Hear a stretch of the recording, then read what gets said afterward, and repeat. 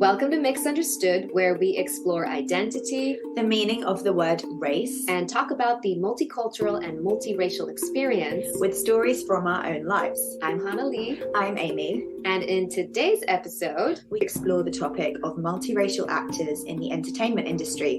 And we'll be chatting to a very special guest, Crystal, aka Yan K. Lowe. My Chinese grandma helped raise us. And so her thing was like, lovingly and jokingly, but you don't speak Chinese, you don't eat. What do you mean Asian myself up? I cannot. People are going to try and take that away from you when you're booking. They're going to say it's because you're ethnic. It's because of this. Did we say that to them when they were booking all the roles? Well, it's because you're white. They seem to think it's because of their talent. Before we dive into this episode, it's important for us to say that we are here to offer up stories, ideas, and various theories for you to consider and decide for yourself in light of your own knowledge and experience. We hope to explore, learn, and grow together with you. We are not professing to have any of the answers. Our aim is to start conversations around these topics.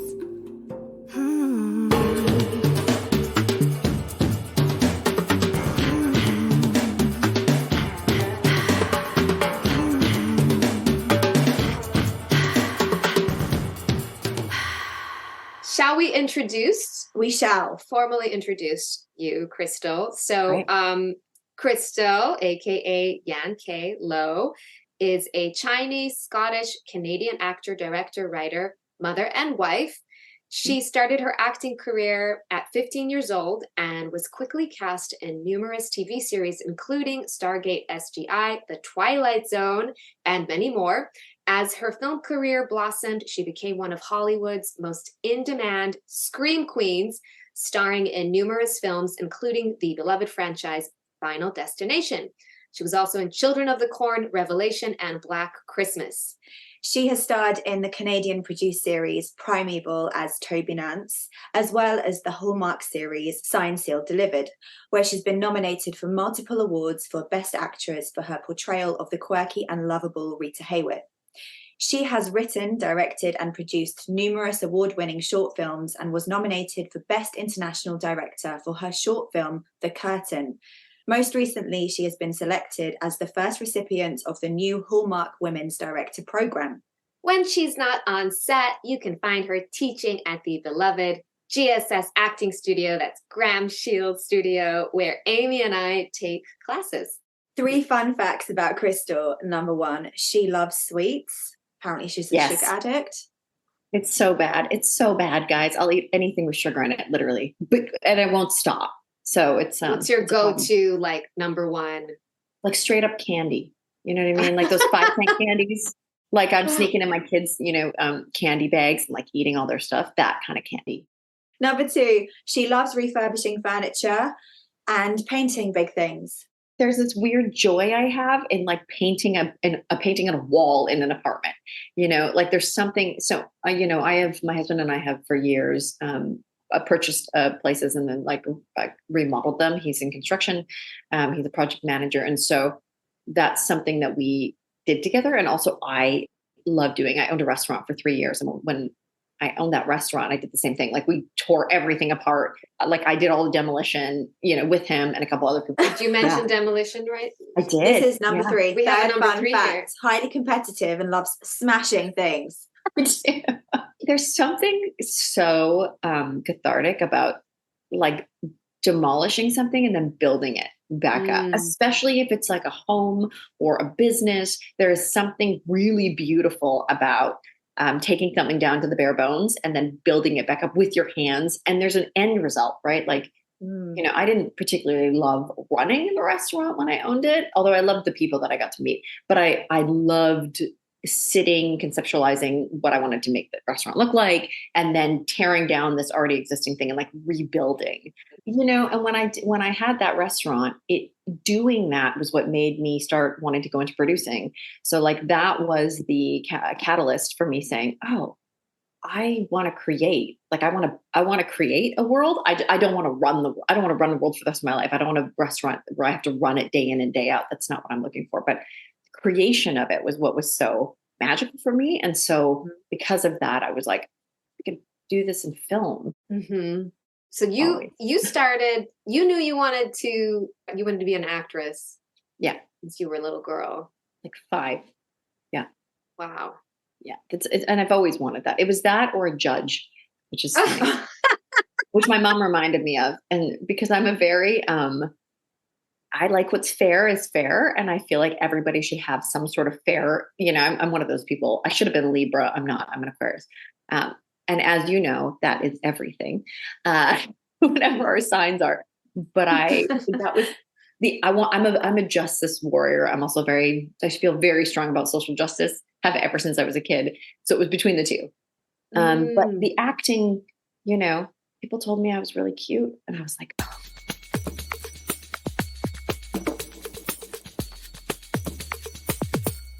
You were born in Canada, right?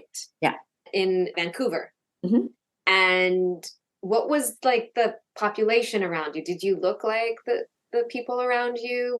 Vancouver is an interesting place because it is diverse, although there are really only I would say the population of 3 major nationalities, which is Asian. That's encompasses a lot of different, obviously people, but Chinese, Indian, like from India, and white.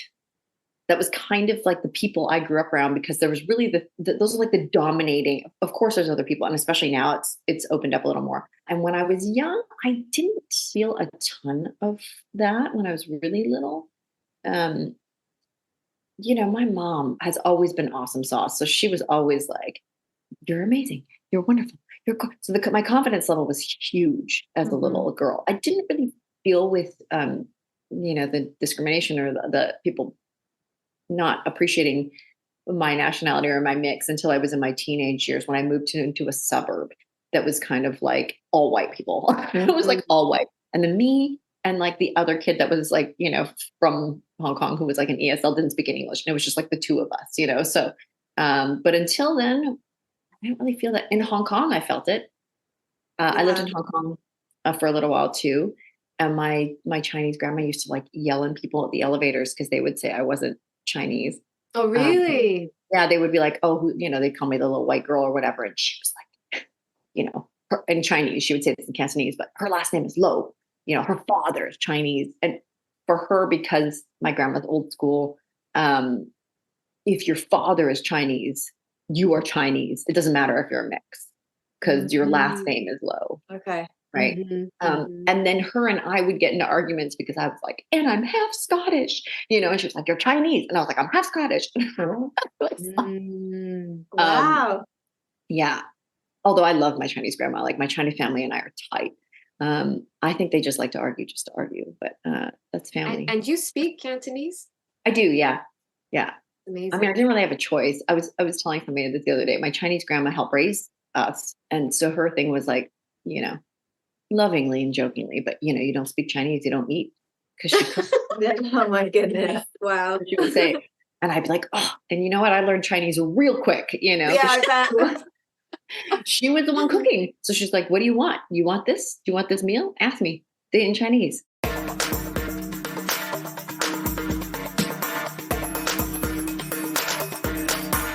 Have you worked speaking Cantonese? Have you brought that into your acting? Only in Toby, as in Primeval, they wrote it in for me. And it was so funny when they wrote it in, because I love the showrunner of that show, and she really was trying to. She wanted to incorporate that I was half Chinese. So I was like, cool. They had like written this like Chinese proverb as if I would. We don't talk like that. You don't talk in Hindi in proverbs. That's like some white people writing that stuff. They like Googled, oh, maybe she would use this story about a bird. I was like, no, can I just write it? And he was like, yeah, you just take it by the reins. That's good. Wow. Yeah. It's the only time I've ever used my Cantonese, really. I've auditioned for Asian roles, but I'm never Asian enough. They don't think I'm Asian. So the industry perceives you as white, you feel? I would say, because I am very white passing, people look at me and they go, oh, you're either white or you're, white with a nice tan. Or you're Hawaiian. I always got Hawaiian because there's a lot of Hapa people in Hawaii. When I was younger, I was made to not made, suggested that I change my last name. So the spelling of my last name is actually Lo, not Low. Because when I was younger, all I was auditioning was for families, right? When you're 15, the stuff that you're going out for is to fit in a family. And I was always like too ethnic looking or not white enough. And I told this story before, but I remember going into an audition and I was going to play a Italian woman's daughter. And I could have passed. If you looked at me, you'd be like, okay, yeah, she could pass. And it was one of my first auditions. I went in, did it. The director was like, oh my God, I loved that. That was great. Why did you write LO here when your headshot says LOWE? Because I had written it because I wasn't thinking. And at that time, I didn't know you could lie. So I was like, because I'm actually half Chinese and that's the real spelling of my name. And he was like, oh, now that you say that, yeah, I see it. And then I left and I got a call from my agent, and the casting director had called him and said, tell her never to do that again, because he loved her and she would have booked that job. But because he said he could see it, he said, no, she's too Asian. It doesn't make sense. And I lost the role. It was very weird, and I've also been told in auditions by my former team, can you Asian yourself up? I'm like, what does that mean? What do you mean Asian myself up? I cannot. They said this to you in a meeting. They sat you down and they said, Crystal, we would like you to Asian yourself up so we can market you better. Usually it was more like a phone call. Are you going to go to do new headshots? I think you really need to Asian yourself up. That's in right now. That's in right now. I once had my manager sit me down. He goes, there hasn't been a lot for you. The big thing right now is Asian men. So I don't know what to tell you. And I was like, well, I'm not an Asian man, so that doesn't help me, but also awesome. Because when in the history is ever that Asian men have been the hot ticket, that's great. I'm stoked about that. Like, we should be cheering that, And so there was always this, and there still is this weird, well, they want ethnic and diverse. So like, that's all anybody wants. I'm like, guys, 90% of shows are still all white. Yeah. So can we just cut that narrative, a BS narrative? It's not true. Just because we're including people now doesn't mean that it's the majority. I know. It's that the rosters they had were majority white, right? So the rosters those people already had didn't have any diverse people. They had like 2. And now that we're finally opening up the pool, the agents are like, oh my God, I don't have anybody. I have 3 people. I should probably go get more people, Yeah. And that part I always get frustrated with. And I'm always am telling my, diverse, we're just other people, actors that like, people are going to try and take that away from you when you're booking. They're going to say it's because you're ethnic. It's because of this.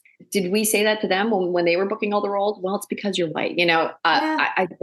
They seem to think it's because of their talent. So as a woman as well, I've gotten that so much. Oh, well, you're directing. You got to cash in on that thing, right? You're a woman and you're a diverse woman. I was like, yeah, for sure. It's nothing to do with the fact that for like the last 10 years, I've been making all my own stuff and writing. Forget that. Yeah. You're privileged now, and I've had this conversation with somebody and I said, well, how did you use yours? Because you're a white guy. So like, how did you use yours for the last right. career going? He was like, oh, well, no. I go, oh, I thought that you just got that because you were a privileged white guy. No, you worked hard for that. That's weird.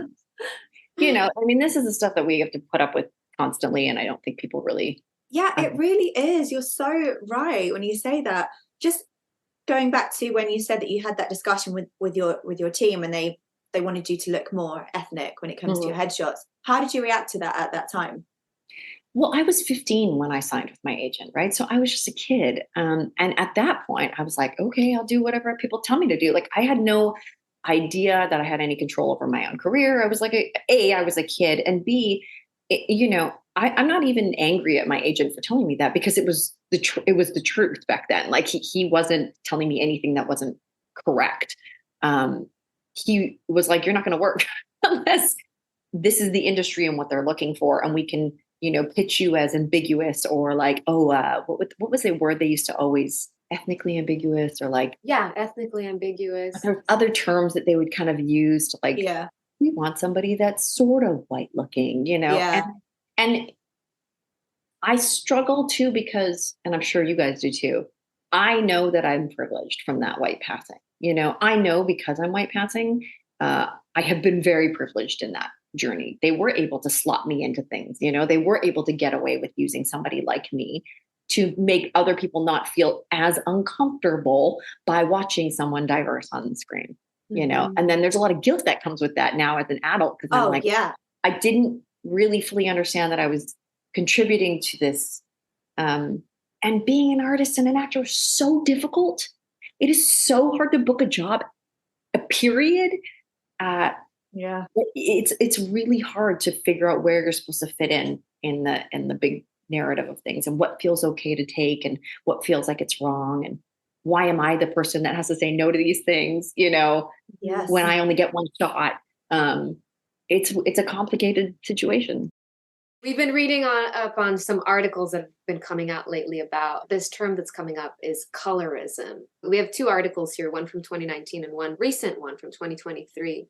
The 2019 NBC News article reads, "Colorism, the idea that light-skinned minorities are given more privilege than their darker-skinned peers, is a century-old concept that many insiders say remains pervasive in the entertainment industry." Another quote we want to read here from the USD Student Media site that just came out in April. April 2023. It says, "Colorism in film is deeply problematic as it sets a Eurocentric beauty standard, puts actors of colour at a disadvantage, and robs people with darker complexions of representation. Because of this, it is essential that we think critically about the media we watch." Oxford Languages defines colorism as prejudice or discrimination against individuals with a dark skin tone, typically among people of the same ethnic or racial group. In other words, it is a bias against people with dark skin tone. Colorism is often confused with racism, but there is a distinction between the two. Racism is based on a person's membership to a particular race or ethnic group, while colorism is based on the tone of a person's skin. Also, racism is often perpetuated by members of a different race. Colorism, however, can be perpetuated by people of the same race or of a different race. So this is coming off of Lilo and Stitch is coming out, and there's been criticism that the actress that they cast is too light-skinned compared to the original character. Also, previously, Disney came under fire in 2019 when they remade Aladdin, and then they cast a light-skinned English and Indian actress to play Jasmine. And we're bringing this up because the 3 of us are mixed actors, but obviously none of us signed up for that. It's really, like you said, it's really hard to get a job. We've worked so hard and we want to participate. Yeah. But yes, unfortunately, sometimes those are the roles we get cast in. And we're not trying to undermine our fellow people in any way. But there's so few and far between roles anyway for ethnic minorities. But also, here's the other thing that I find bizarre. I am just as much Chinese as I am Scottish. I grew up with my Chinese family. I'm very close with them. I lived in Hong Kong. I don't feel like I'm not Chinese. Chinese people might look at me and be like, huh, it's more white, but I don't feel different. And when I am with my Scottish family, I am just as Scottish as I am Chinese. So it's like, that is weird for us because I don't feel like I'm one or the other. I don't feel more or less. I might look one or the other, but I don't feel that way on the inside. So that's really difficult. When I'm around Chinese people, I feel very at home. In fact, whenever I'm having a hard day, I go to a place where there's wonton noodles and people are yelling at each other. And finally, I'm like, oh, God, I'm okay. Everything's fine. Somebody's yelling at someone somewhere. Good. Okay. Life is okay. Everybody loves each other that way. That's really tough for us to explain because we kind of are our own group. And I definitely agree with the colorism though. And within communities as well. I mean, even in Asia, people are trying to lighten their skin. My grandma used to yell at me all the time because I would tan and she was like, no, whiter is beautiful. Whiter is beautiful. And that happens, I think, within other communities as well.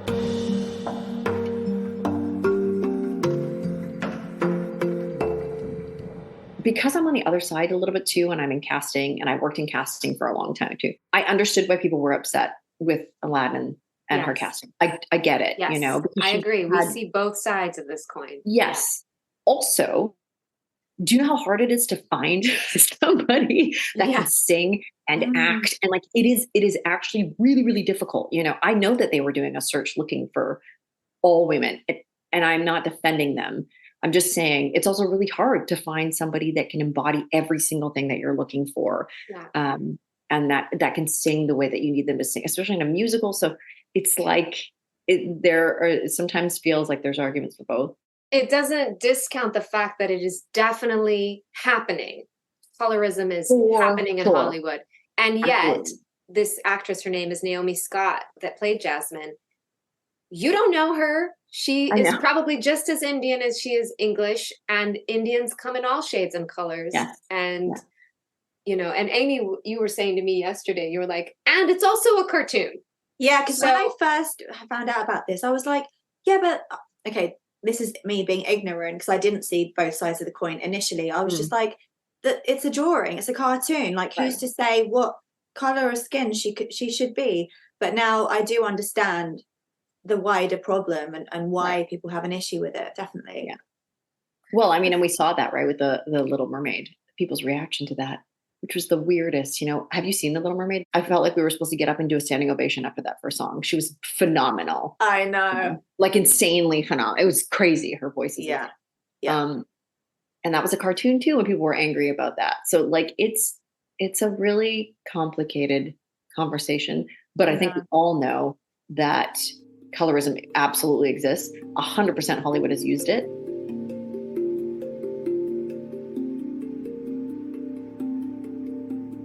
What drives me crazy is that we treat our audiences like they're idiots, like they don't understand what it's like to see people from different cultures or different worlds, or as if we Introduce these new things to them that they're not going to be able to handle it. They can't digest it.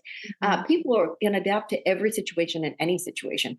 I think they talk about, I've heard this before, maybe I've just made it up in my own head, but being mixed race tends to make people more empathetic.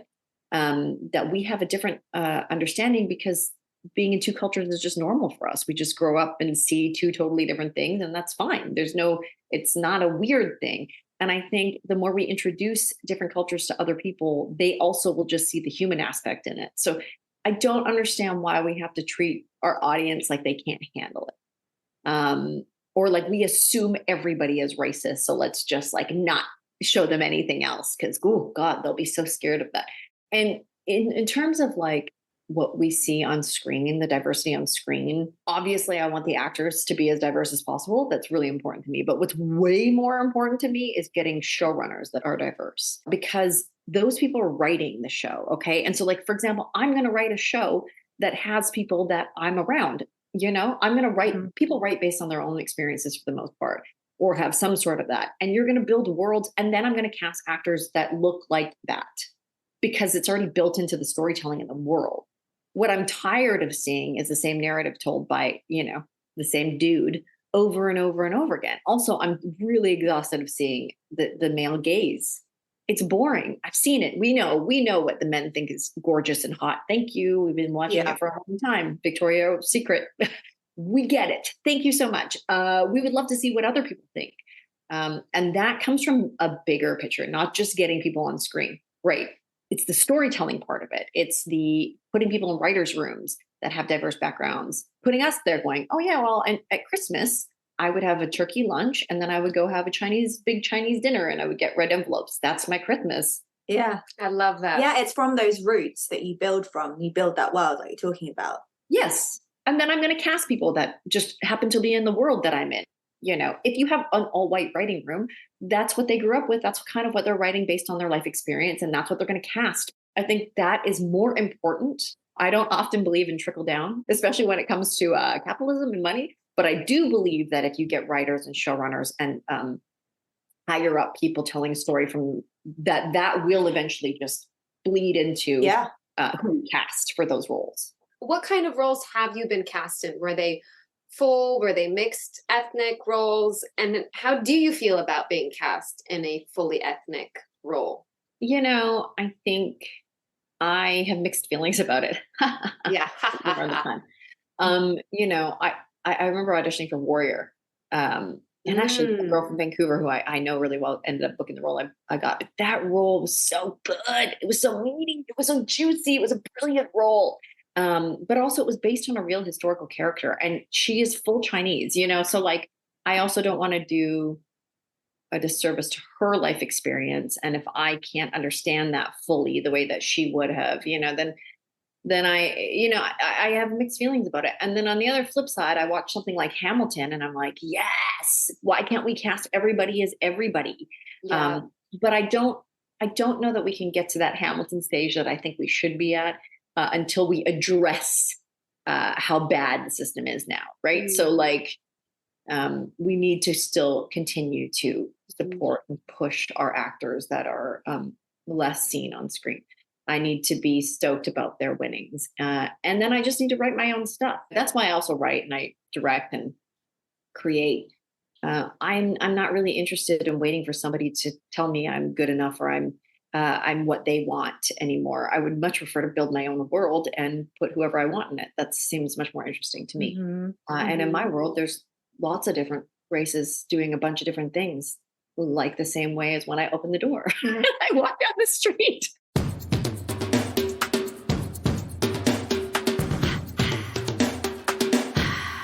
There's this beautiful quote here from the website mixedlife.net. They interviewed Alec Chester, who's the editor-in-chief of the Hapa mag. There are so many things that come into play when hiring a BIPOC or mixed actor.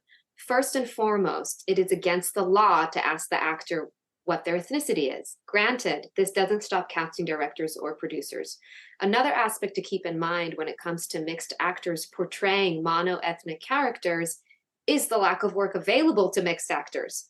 There are few and far roles specifically written for mixed actors, and there are few roles written for a BIPOC actor. Do you want to read this next one? Yeah, sure. Since there is a small percentage of roles available, BIPOC monoethnic actors play mixed ones. For example, Lana Condor in To All the Boys I Love. And mixed actors play mono roles. For example, Henry Golding in Crazy Rich Asians. I think it becomes dangerous when people start dictating what mixed actors can and cannot play. If the mixed actor identifies with the given ethnic makeup of the role, then I do not see this as a problem. The problem is Hollywood is white-centric, and there just isn't enough work to go around to the BIPOC mixed community. This is why it's essential to create our own work and make sure our stories are being told. I also think it's important to keep in mind Hollywood rarely, if ever, will hire a mixed actor to play a white monoethnic character, even if the mixed actor identifies with their white side. This doesn't matter because the United States sees anyone that isn't fully white as an other. I mean, this is what I'm talking about, right? Yeah. I think, and this happened with gender as well, right? I really, really want to touch on that too, is that what we're doing is we're pitting the two female writers against each other. There can only be one female writer in this show, and you're already the female writer. So like, don't let that other female writer, there could be 8 men, one female, and it's the same thing for this. Like because the roles are so far and few between, because nothing is about us. I mean, I think Emma Stone was cast as like a hapa on a Hawaiian movie. Yes. Yeah. Guys, that never comes for us. Please don't, whitewash that role. And I love her. Yeah. Don't get me wrong. I think she's amazing. Yeah. What? She's we never get in these. Aloha 2015. Yes. Like, don't do that, but here we are fighting each other for these roles because we don't tell. It's the storytelling part of it, guys. It's the creating the shows and then putting the shows out there. It's that part of it that is more crucial than us fighting to be seen in a role written by a white dude and who's pretending to know how we speak and how we relate to each other and what we do. No, it has to come from that part. That's the stuff to aim for. The show running part, the writing part, the producing part, the directing part, directing if you're doing a feature, but like that stuff is, we need more of us there. And I'm talking about the entire BIPOC community, so that we are telling stories from our perspective and we are casting ourselves and we're not fighting for those roles anymore. Ella Tran, she's the editor-in-chief of the arts and entertainment section of the General Consensus, which is the Hamilton Wenham Regional High School student-run newspaper. she wrote this about how basically Hollywood has leapt from yellowface to whitewashing. She wrote, a lack of opportunities for Asian actors to star in Hollywood has made it difficult for East Asian audiences to see themselves in the media.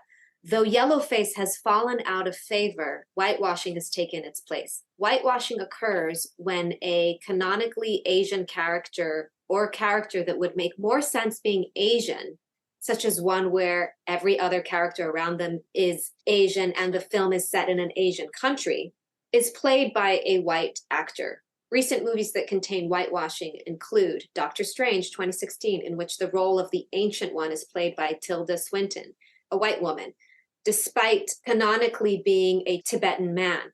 Ghost in the Shell 2017, in which Scarlett Johansson, a white woman, plays the canonically Japanese protagonist. Whitewashing takes away from the already limited opportunities for Asian actors in American media and demonstrates how racism persists in Hollywood today. This is from May 2023. Yeah, I mean, all of those films are so recent as well. Mm-hmm. Well, here's the argument from their side, right? The argument is Scarlett Johansson's a big name. Huge, brings in tons of box office. What Japanese star could we find to play that? The argument is Tilda Swan, but hey, we cast a woman. We try to be cool interesting by casting a woman. It's a male role. Aren't you happy?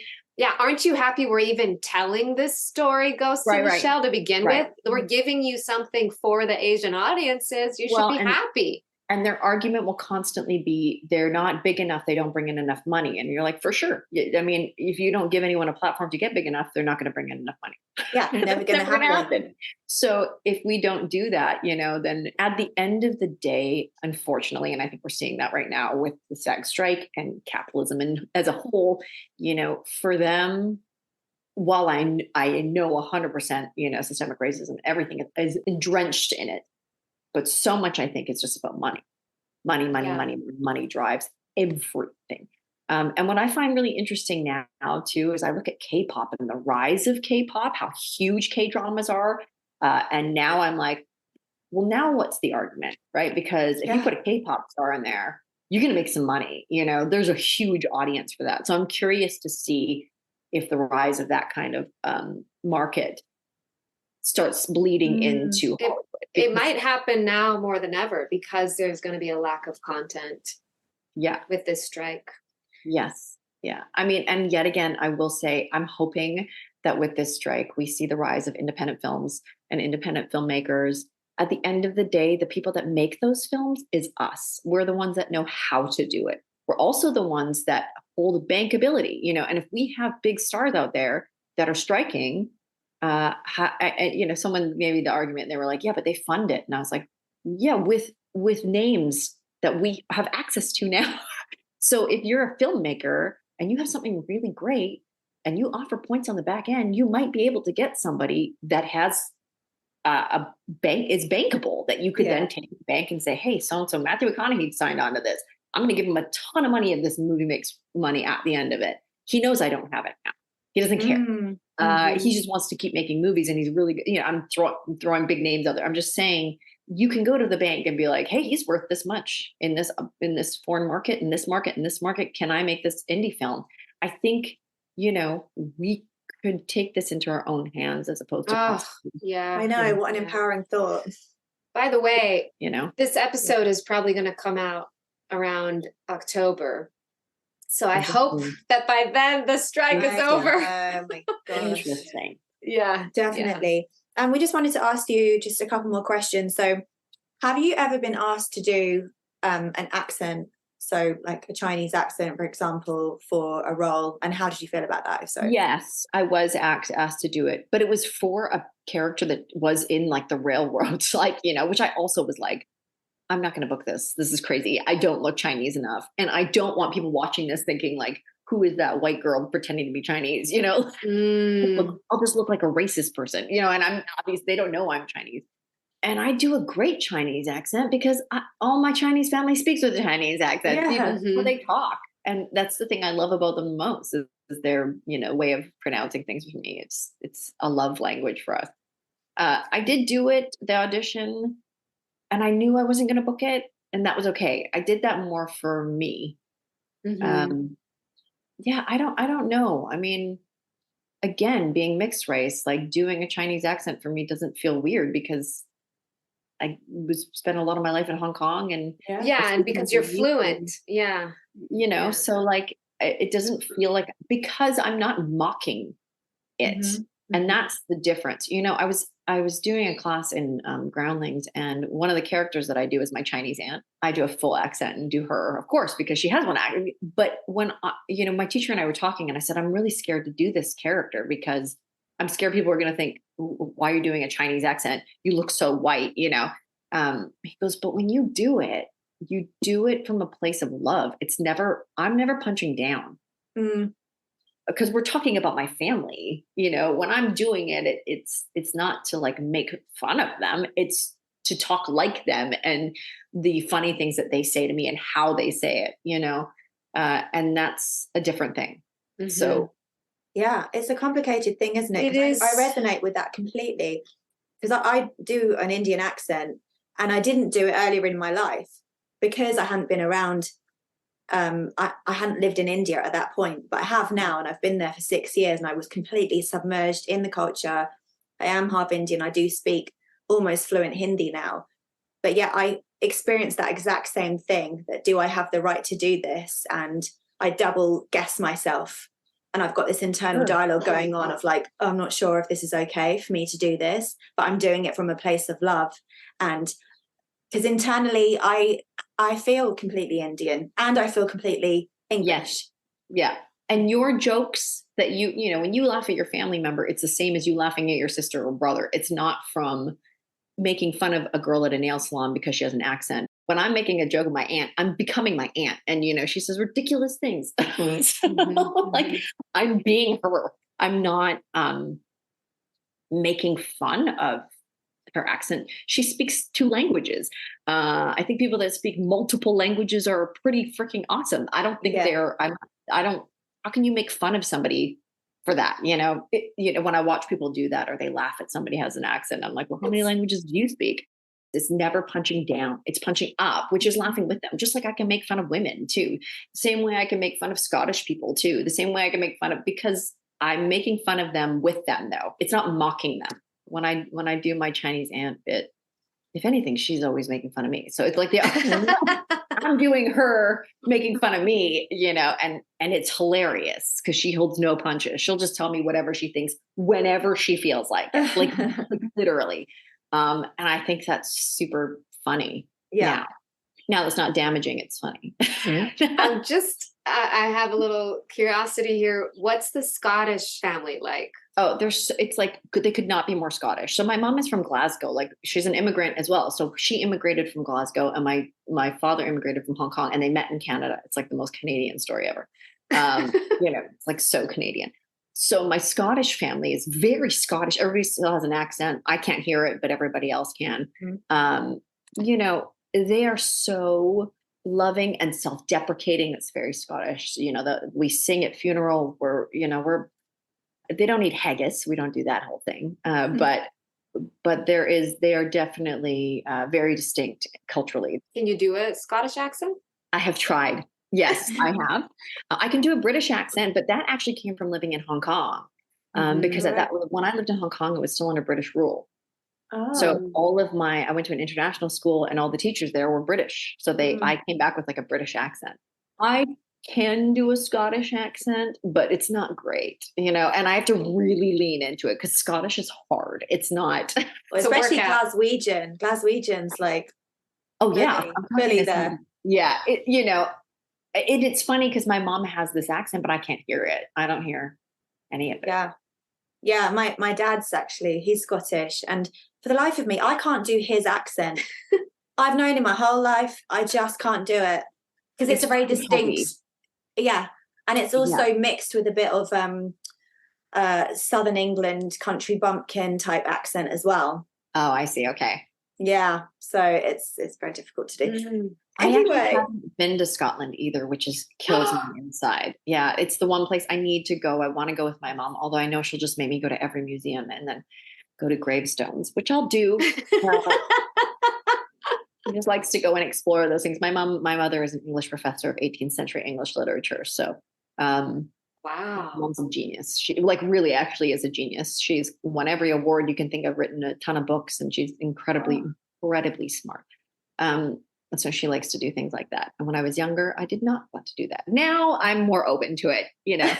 Now I'm like, yes, let's go learn about, she would make me read Chaucer to her while I was driving because she was studying. So I had no idea what was going on, but I would read it so she would leave me alone. Yeah. Wow. I grew up with a really interesting, and the women in my mom's family, all very, very strong females. My grandmother was definitely felt like a matriarchy, Mhm. My grandfather was a pastor of a Baptist church. Yep. And came over to Canada to preach.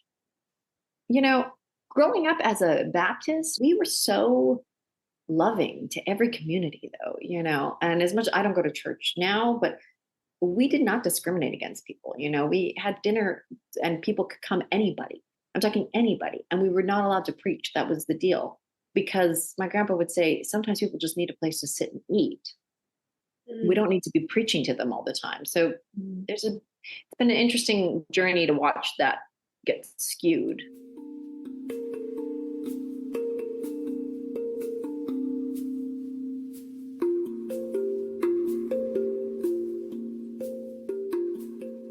I loved hearing about all of these aspects of your life. Did you get to pour all of these sides of you into your characters? Because I feel like probably not, right?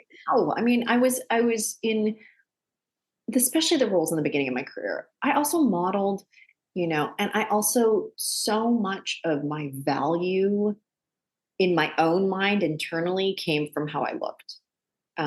So much, thank God Instagram wasn't around when I was young, because I probably would have gone deep in that rabbit hole of like desperately trying to fit into the male gaze, from my own trauma of trying to how I looked visually meant everything. I thought that was my only worth.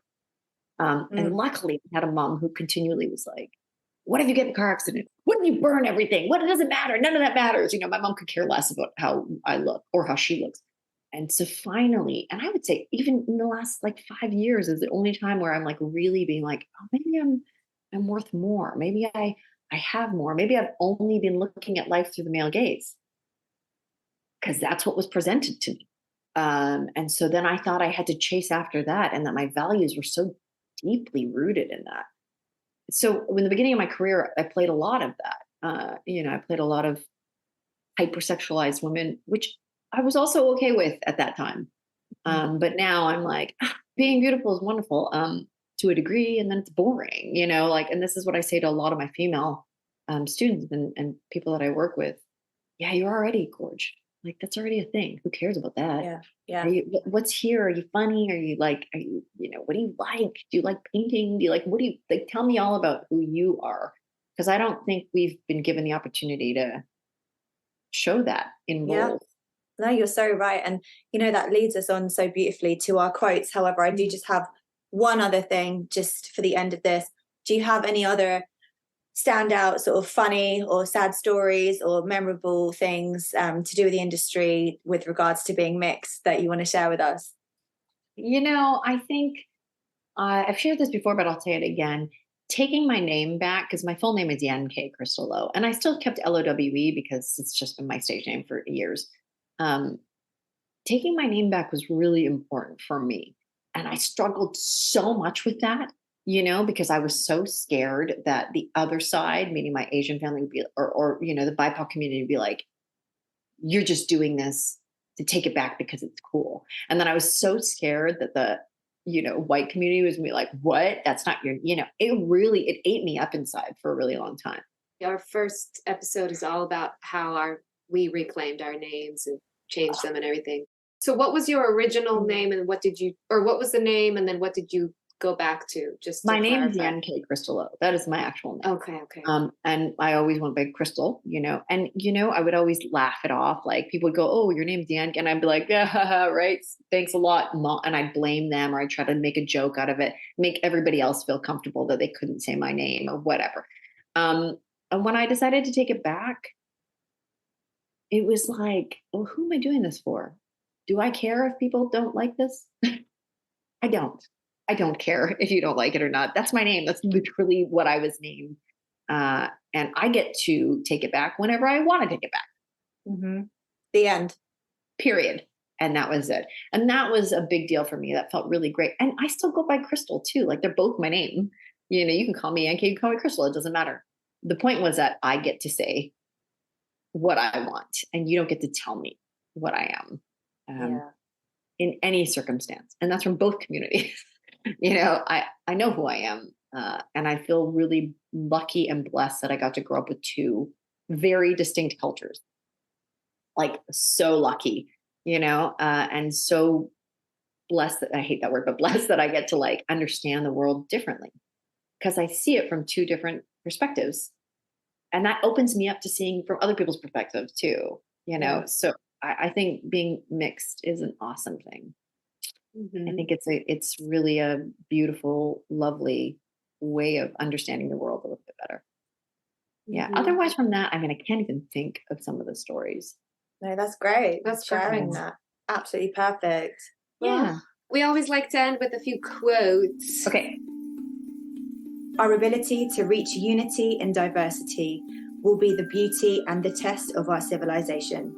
Mahatma Gandhi. Beauty is not in the face. Beauty is a light in the heart. Khalil Gibran. So this is from one of my favorite songs and favorite artists. I am not my hair. I am not this skin. I am not your expectations. I am not my hair. I am not this skin.